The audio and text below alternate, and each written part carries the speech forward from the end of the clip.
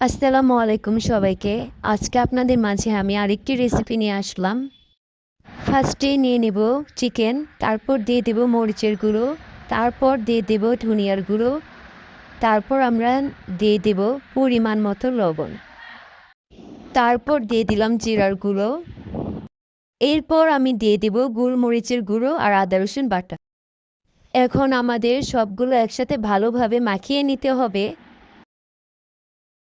এরপর আমরা ১ কাপের মতো গুঁড়ো দুধ গুলিয়ে এটার ভিতরে দিয়ে দেব।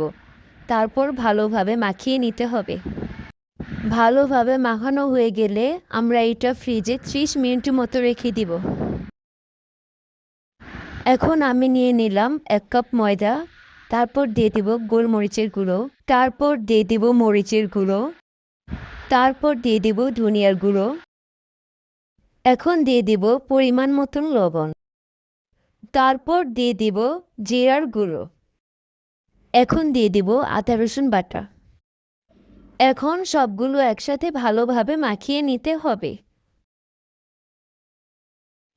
এখন ৩০ মিনিট পর ফ্রিজ থেকে আমার চিকেনগুলো বের করে আরেকটু ভালোভাবে মেখে নেব।